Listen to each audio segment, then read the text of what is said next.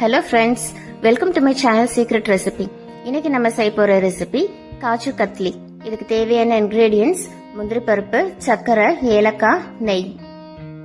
காஜு கத்லி ரொம்ப simple and tasty recipe. பாருங்க, காஜு கத்லி எவ்வளவு அருமையா வந்திருக்குன்னு பாருங்க. இது நம்ம பிச்சு பார்க்கும்போது ரொம்ப சாஃப்டா இருக்கும். இது சாப்பிட்றதுக்கும் ரொம்ப நல்லா இருக்கும். ஸோ ஃப்ரெண்ட்ஸ், இந்த வீடியோக்குள்ளே போகிறதுக்கு முன்னாடி சீக்ரெட் ரெசிபி சேனலுக்கு சப்ஸ்கிரைப் பண்ணுங்க. ஸோ தட் என்னோட நோட்டிஃபிகேஷன்ஸ் எல்லாமே உங்களுக்கு உடனே வந்துடும். இப்போ வாங்க இந்த காஜு கத்லி எப்படி பண்ணுறதுன்னு பார்க்கலாம். நான் இப்போ ஒரு கப்பில் முழு முந்திரி பருப்பு எடுத்து வச்சிருக்கேன், ஃப்ரெஷ்ஷாக எடுத்து வச்சிருக்கேன். அதே கப்பில் அரை கப் சர்க்கரை எடுத்து வச்சிருக்கேன். இந்த குவான்டிட்டி உங்களுக்கு கரெக்டாக இருக்கும். முந்திரி பருப்பை நம்ம மிக்சி ஜாரில் போட்டு பவுடர் பண்ணி எடுத்துக்கலாம். முந்திரி பருப்பு நல்லா ஃப்ரெஷ்ஷாக கிறிஸ்பியாக இருந்தால் நமக்கு ஈஸியாக பவுடர் ஆயிரும். இப்போ இதை பவுடர் பண்ணி எடுத்துகிட்டு வந்துடலாம். இப்போ பாருங்கள், நான் முந்திரி பருப்பு நல்லா பவுடர் பண்ணிட்டேன். இது எனக்கு ஈஸியாக பவுடர் ஆயிடுச்சு. நல்லா பவுடர் ஆகாமல் கொஞ்சம் பெருசு பெருசாக இருந்ததுன்னா நீங்கள் சல்லடையில் போட்டு நல்லா சலிச்சுக்கோங்க. சலிச்சுட்டு அந்த திப்பியை மறுபடியும் நீங்கள் மிக்சியில் போட்டு பவுடர் பண்ணிக்கோங்க. இப்போ அடுப்பில் ஒரு பேன் வச்சுருக்கேன், சர்க்கரை போட்டிருக்கேன், கூட ஒரு டம்ளர் தண்ணி சேர்த்துருக்கேன். சேர்த்துட்டு இதை நல்லா மிக்ஸ் பண்ணிக்கோங்க. நம்ம இப்போ சர்க்கரை பாகு பண்ணணும். அதுக்காக நீங்கள் நல்லா கலந்து விட்டுக்கோங்க. இது ஒரு 4லேருந்து 5 நிமிஷம் வரைக்கும் நமக்கு ஆகும். நல்லா கொதிச்சு வரணும். சர்க்கரை பாகு ஒரு கம்பி பதம் வர வரைக்கும் நம்ம கலந்து விட்டுட்டு இருக்கணும். நம்ம கரண்டியில் எடுத்து பார்க்கும் போதே தெரியும் இது கொஞ்சம் தண்ணியாக இருக்கு. இனி ஒரு நிமிஷம் ஆகட்டும். இப்போ பார்க்கலாம். பாருங்க, இப்போ நமக்கு கன்சிஸ்டன்சி கரெக்டாக இருக்கு. ஒரு கம்பி பதம் வந்துருச்சு. இப்போ இது கூட நம்ம பவுடர் பண்ணி வச்சிருக்கிற முந்திரி பருப்பு பவுடரை இது கூட நம்ம சேர்த்துக்கலாம். சேர்த்துட்டு இதை நல்லா கலந்து விட்டுக்கோங்க.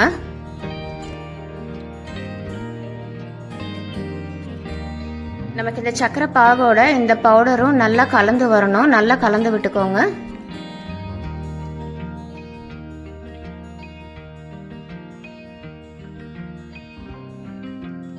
இது கூட வாசனைக்காக நான் கொஞ்சமா ஏலக்காய் பவுடர் சேர்த்திருக்கேன்.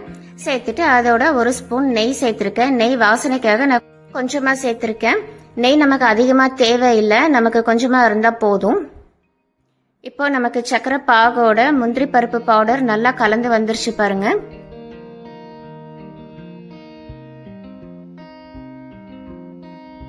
இந்த கன்சிஸ்டன்சி நமக்கு இப்ப கரெக்டா இருக்கும்.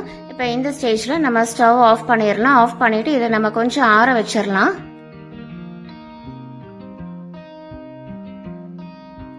இந்த பேன்லயே நல்லா ஸ்ப்ரெட் பண்ணி விட்டுக்கோங்க. நல்லா ஸ்ப்ரெட் பண்ணும்போது நமக்கு சீக்கிரமா ஆறிடும். இது கொஞ்சம் ஆறட்டும். இப்போ இது ஓரளவுக்கு நல்லா ஆறிடுச்சு. இதை எடுத்து நான் பட்டர் ஷீட்ல போட்டுக்கிறேன். லைட்டா இன்னி கொஞ்சம் சூடா இருக்கு. நமக்கு ரொம்பவும் ஆறக்கூடாது. ரொம்ப ஆறிச்சுன்னா நமக்கு கட் பண்ணும்போது கரெக்டா வராது. லைட்டா சூடு இருக்கும் போதே நம்ம கட் பண்ணிடணும்.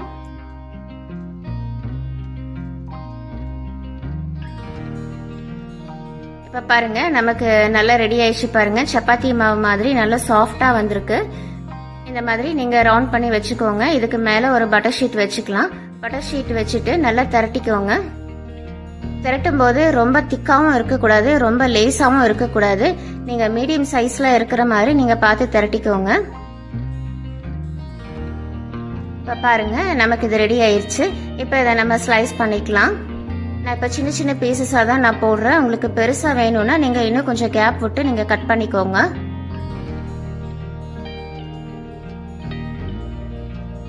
நமக்கு கொஞ்சம் சூடாக இருக்கும் போதே நீங்கள் இந்த மாதிரி கட் பண்ணும்போது நமக்கு இது ஈஸியாக வந்துடும். நல்லா ஆறிடுச்சுன்னா நமக்கு கொஞ்சம் உடஞ்சி வரும். அதனால நீங்கள் லைட்டாக சூடு இருக்கும் போதே நீங்கள் கட் பண்ணிக்கோங்க.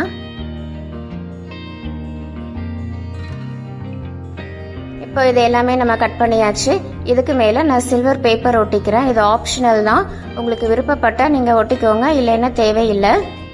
சில்வர் பேப்பர் மேல போடும்போது நமக்கு கடையில வாங்குற ஸ்வீட் மாதிரியே இருக்கும். இது ஆப்ஷனல் தான். இப்ப பாருங்க, நமக்கு இது சூப்பரா ரெடி ஆயிடுச்சு பாருங்க. இப்ப நான் ஒரு பீஸ் எடுத்து காமிக்கிறேன். எவ்வளவு அருமையா வந்திருக்குன்னு பாருங்க. ரொம்ப லேசாவும் இல்லாம ரொம்ப திக்காவும் இல்லாம மீடியம் சைஸ்ல இருக்கு. இதை எடுத்து ஒரு சர்விங் பிளேட்ல நம்ம மாத்திக்கலாம்.